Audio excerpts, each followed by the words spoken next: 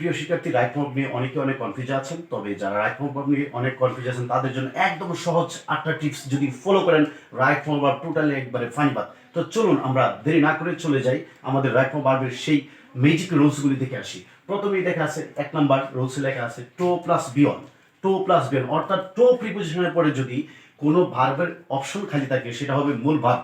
অর্থাৎ বিয়ন মানে কি বিয়ন মানে কি ভার্বের প্রেজেন্ট ফর্ম। তো চলুন একটা উদাহরণ দিয়ে দিই, তাহলে ক্লিয়ার হয়ে যাবে। দেখেন এখানে আমি যদি প্রথমে দিই he comes to say something. উদাহরণটা কি দাঁড়ালো? He come to say something. He comes সেখানে এসেছে কিছু বলতে। তার মানে কি, যে দেখেন টো টো আমার কথাটা কি ছিল, টোর পরে ভার্বের কি ফর্ম হবে?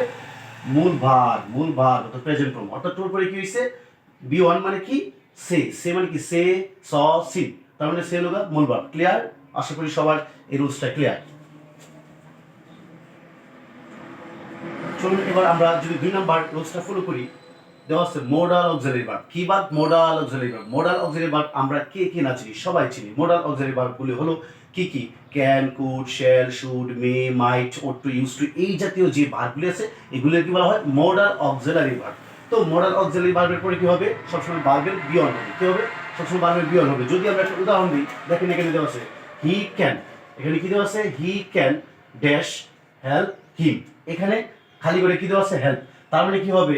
এখানে যেই আছে হেল্পই হয়ে যাবে, কারণ আমরা রুলস অনুযায়ী মোডালের পরে কি হয়? মোডাল অক্সিলারি ভার্বের পরে হয় বিয়ন। তার মানে হেল্প হলো বিয়ন। এই জন্য কি হচ্ছে? He can help him. He can help him. Okay, এটাও ক্লিয়ার। তারপর যদি আমরা 2 নম্বরটা ফলো করি, 2 নম্বর হচ্ছে 3 নম্বর হচ্ছে কি দেওয়া আছে? Be verb. বি ভার্ব মানে কি? এম, ইজ, অ, জয়ার, এই জাতীয় যে ভার্বগুলি আছে এগুলি বলা হয় কি? Be verb. বি ভার্বের পরে সবসময় কি হবে? বি ওয়ান প্লাস আইএনজি, অর্থাৎ প্রেজেন্ট ফর্মের সাথে ভার্বের প্রেজেন্ট ফর্মের সাথে কিছু করতে হবে আইএনজি। তো চলুন আমরা চলে যাই আইএনজি দেখি। একটা উদাহরণ দেখি। এখানে দেওয়া আছে কি? He is. কি দেওয়া আছে? He is. ইজ হলো কি? ইজ হলো বি ভার্ব, যেটাকে বলে অক্সিলারি ভার্ব। ইজের পরে কি হবে? ভার্ব। এখানে দেওয়া আছে গো। তার মানে গোর সাথে কি হবে? গোয়িং। গোর সাথে কি হবে? গোয়িং। আইএনজি করেছি। গোর সাথে কি হবে? গোয়িং। জাস্ট আইএনজি করেছি। 3 নম্বর।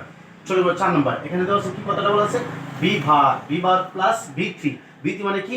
ভার্বের first participle form. 3 number verb যেটাকে আমরা বলি। তো বি3 মানে কি? বি ভার্বের পরে বি3 হবে, অর্থাৎ এটা কখন হবে? বি ভার্বের পরে এখানে পড়ছে আইএনজি, আবার হলো বি ভার্বের পরে বি3। এটা কখন হবে? যদি সেটা হয় প্যাসিভ ভয়েস। যদি সেটা কি হয়? Passive voice. যেমন দেখেন the work do by him. এখানে শুরু হচ্ছে ডো, তাহলে দা ওয়ার্ক বাই। এখানে আমি এটা আগে একটা বলেছিলাম, যে আগের ভিডিওতে বলেছিলাম যে অ্যাজ, বাই, উইথ, এই জিনিসগুলি যদি ভার্বের পরে থাকে এটা চোখ বুনছে প্যাসিভ ভয়েস। তার মানে এখানে এটা হলো যদি আমরা প্যাসিভ ভয়েসে বলাই, প্যাসিভ ভয়েসে, তার মানে এখানে ক্লিক করি দা ওয়ার্ক। তার মানে এটা যদি আমরা প্রেজেন্ট ইনডিফিনিট টেন্সে ধরি, তার মানে যে টেন্সে আপনি ধরেন, নরমালি আমরা যেহেতু ফার্স্ট টেন্সে ধরবো না, তো আমরা কাজ করতেছি প্রেজেন্ট ইনডিফিনিট ধরলাম। দা ওয়ার্ক অক্সিলারি ভার্ব কি হবে এখানে? কারণ প্যাসিভ ভয়েসে নিয়ম হলো কি? অক্সিলারি ভার্ব ইনডিফিনিট হলে এম ইজ আর আনতে হয়। তার মানে এখানে কি হবে? Is done. কি হবে? Is done by him. কাজটি তার দ্বারাতে করা হয়েছিল। তো গেল এটা। তারপর চলুন 4 number 5 number rules. 5 number rules বলছে preposition plus B one plus ING.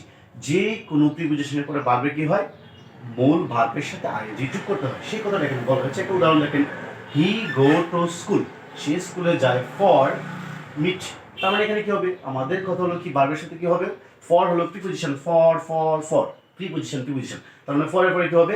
Meeting. ING যোগ করে দেবো ভার্বের সাথে। কি হবে? মিটিং। ক্লিয়ার? তারপর দর্শক লক্ষ্য করুন, এরপরে দেওয়া আছে হ্যাভ ভার্ব। তারপর আমরা জানি 6 নম্বর দেওয়া আছে হ্যাভ ভার্ব। হ্যাভ ভার্বটা কি তার আগে আমাদের জানতে হবে। হ্যাভ ভার্ব হলো হ্যাভ, হ্যাজ, হ্যাড, এই জাতীয় যে ভার্বগুলো আছে এগুলো কি বলা হয়? Have verb. কি বলা হয়? Have verb. হ্যাভ ভার্বের পরে আমরা সবসময় জানি কি হয়? ভার্বের তাৎক্ষণিক। অর্থাৎ ফার্স্ট পার্টিসিপল ফর্ম। তার মানে এখানে দেওয়া আছে হি হ্যাজ, আর এখানে দেওয়া আছে শূন্যস্থানে ফ্লে। তার মানে কি হইব? ফ্লেট ফার্স্ট ফর্ম গেল এটা। তারপর প্রিয় শিক্ষার্থী দেখেন, এরপরে দেওয়া আছে conditional sentence. Conditional despite, although, এই জাতীয় যে কন্ডিশনাল সেন্টেন্সগুলি আছে শর্ত সাপেক্ষে। যেমন আমি যদি আসতাম সে যেত, আমি যদি আসতাম সে আমাকে টাকা দিত, এই যে কথাগুলি আছে এগুলি বলা হয় conditional verb. Conditional sentence. Conditional সেন্টেন্সের রুলসটা কি, প্রথমে ইফ যুক্ত যে সেন্টেন্সগুলো আছে প্রথমে কি হবে প্রেজেন্ট টেন্স, এরপর হবে ফিউচার টেন্স। যেমন দেখেন if you read, if you read, read read read, এই যে এটা হলো প্রেজেন্ট টেন্সে পড়ছে এই পর্যন্ত। ইফ ইউ রিড মোর, যদি সে ভালো পড়তো, ইউ উইল, যদি সে ভালো পড়তো তার মানে কি হতো, যদি সে ভালো পড়তো হি উইল গেট, কি হতো এখানে, he will get A plus, say A plus পেত, ওই যে future tense, future future future, will get future গেল এটা। তারপর দেখেন 8 নাম্বার যে সর্বশেষ যে ম্যাজিক্যাল রুলসটা একো পারবে, এগুলো হচ্ছে অ্যান্ড, ওয়ার, সিন্স, দ্যাট, দো, বিকজ, সো দ্যাট, ইটিসি। এই জাতীয় যে কনজাংশনগুলি আছে, যে কনজাংশনগুলি আছে এগুলি যদি কোনো বাক্যে থাকে, কনজাংশন সাধারণত কি দুটা সেন্টেন্সকে একত্রিত করে, কনজাংশনের কাজ হলো কি দুটা সেন্টেন্সকে একত্রিত করা।